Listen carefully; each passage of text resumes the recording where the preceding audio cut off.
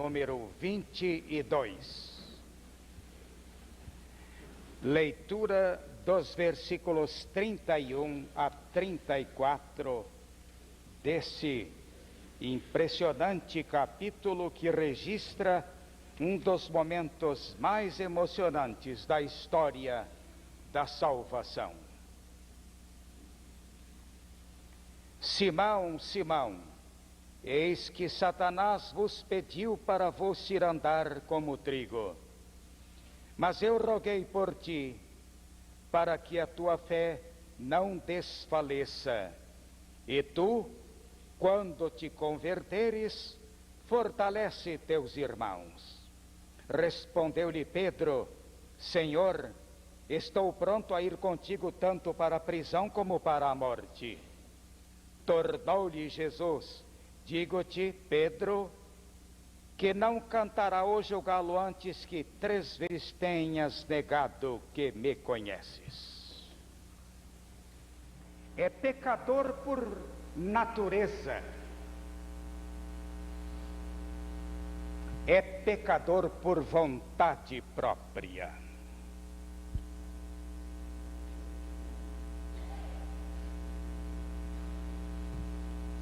Há não muito lia um tratado sobre os relacionamentos entre a teologia e a psicologia,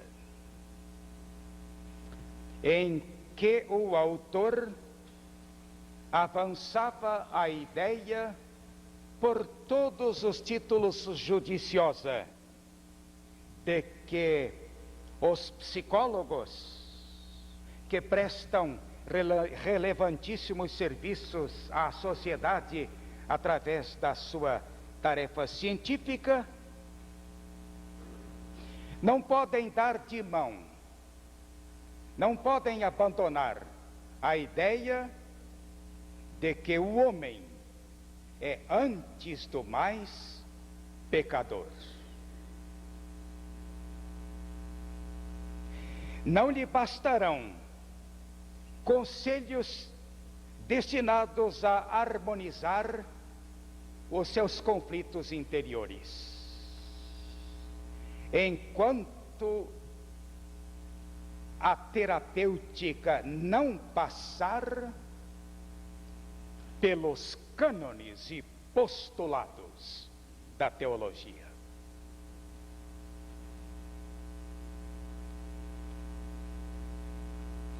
A partir dessa asseveração da teologia cristã, a de que o homem é pecador por natureza e por vontade própria, e de que há só uma solução para o pecado, que é o Senhor Jesus Cristo,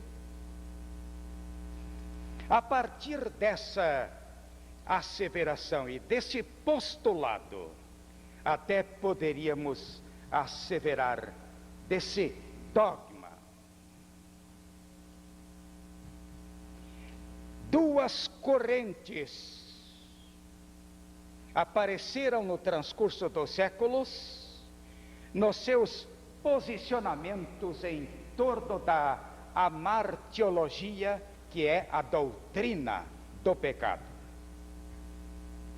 A primeira corrente, a do antinomianismo, que surgiu logo no fim do 1º século, por força da influência da filosofia grega, do paganismo e de claudicantes postulações dos teólogos judeus.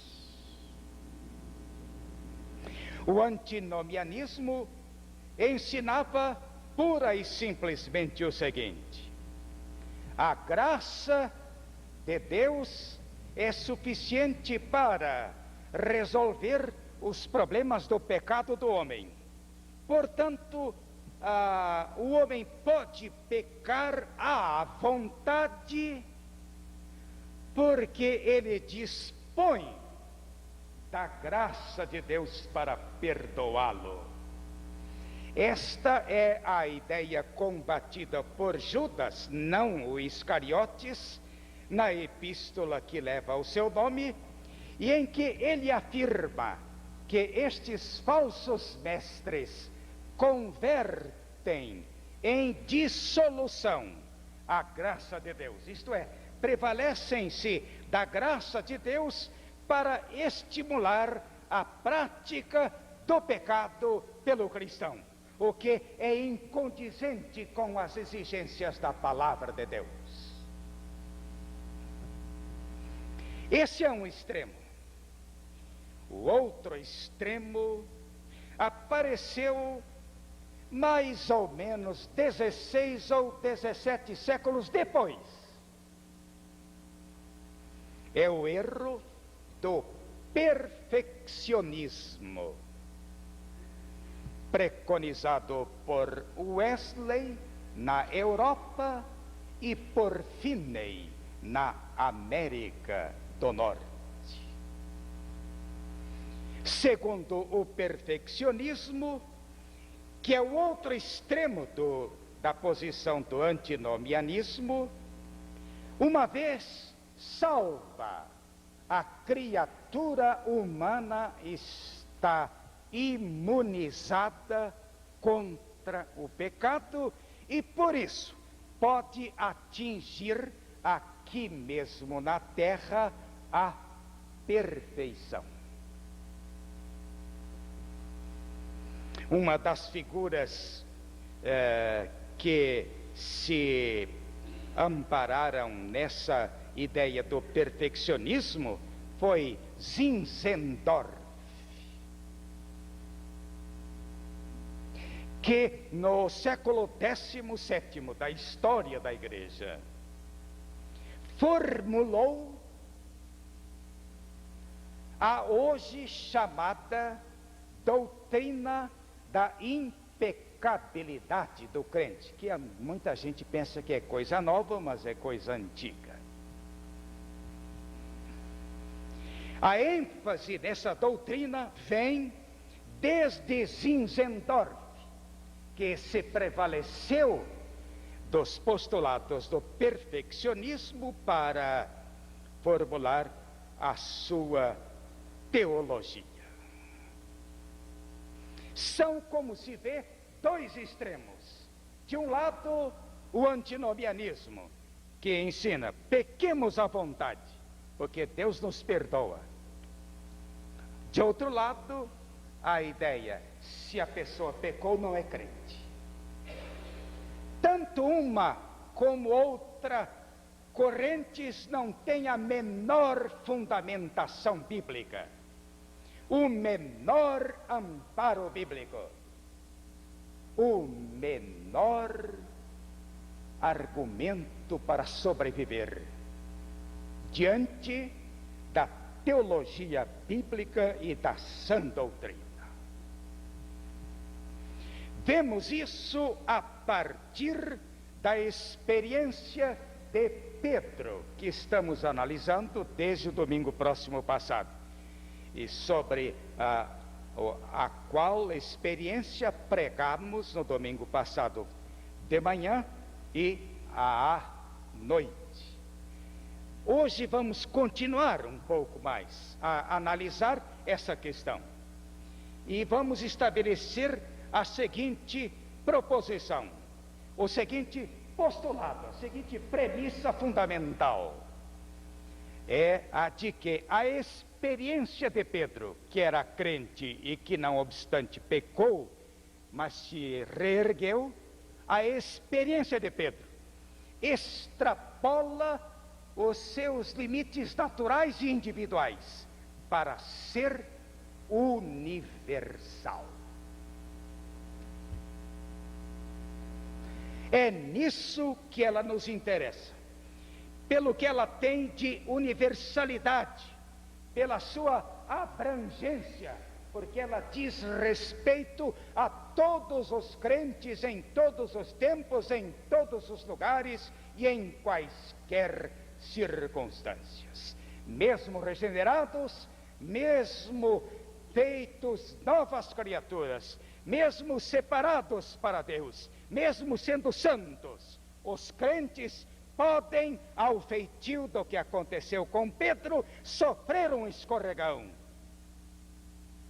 Embora essa possibilidade, essa, vamos dizer, eventualidade, não deva servir para estimular as práticas que são flagrantemente contestadas e contrariadas pela palavra de Deus e que nos ensinam a buscar uma vida de santidade, de poder, de retidão, uma vida correta, uma vida de comunhão com Deus, uma vida obediente às determinações da palavra de Deus.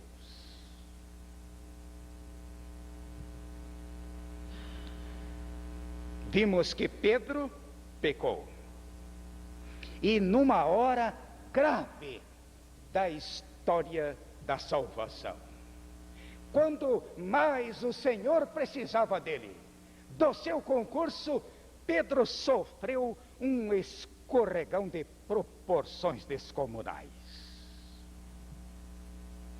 Felizmente, pela graça de Deus, ele se recuperou e veio a ser uma bênção para a causa da fé e do Evangelho, até quando sofreu o martírio pelo amor a Jesus e pela fidelidade à própria fé. Mas, caindo, sem embargo de ser crente e apóstolo, e caindo pelas circunstâncias mencionadas no culto de domingo passado à noite, ficou a convicção plena, irretocável, irrespondível, inconcussa, de que o crente pode pecar.